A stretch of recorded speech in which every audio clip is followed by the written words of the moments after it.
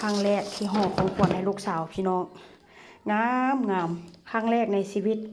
บ่เคยห่อจากเทื่อห่อเพื่อผู้เด้อก็บ่งามดอกเพราะว่าค่อยบ่แม่นสไตล์นี้ค่อยเป็นคนที่แบบว่าห่อของขวัญนี่บ่งามจักหน่อยครั้งแรกในชีวิตพี่น้องเอ้ยห่องามแท้งามว่ะครั้งแรกในชีวิตงามขนาดใดบ่เคยห่องามปานนี้ว่าซั่นซะอันนี้ของแม่กับของพ่อเอาให้อันนี้นะของแม่กับของพ่อเอาให้อันนี้เป็นของลุงซื้อให้อันนี้นะอันนี้บ้อนอันที่ว่าข้าเจ้าข่ายฮันข้าเจ้าห่อให้กับบ่ได้งามปานใดเนาะแต่ว่ากะที่ว่าหันแหละเบิ่งข้างหน้าก็จะมีสีสันลูลาจักหน่อย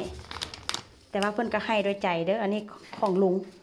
งก็จิไปนำลุงที่ไปหาลูกสาวนำมื้อนี้ก็ได้นะพี่น้องลุงก็จิไปนำแต่ว่าของแม่นี้ห่อแล้วกระสมนะบ่เคยห่อให้ผู้ใดงามขนาดนี้พี่น้องเลยอันนี้ของขวัญจากแม่จากพ่ออันนี้นะเดี๋ยวจะลงคลิปให้เบิ่งว่ามียังแดอันนี้ก็จะให้ลูกสาวถ่ายให้เบิ่งว่ามียังแดข้างในนี่นะอันนี้เป็นของลุงของจากลุงของขวัญคริสต์มาสจากลุง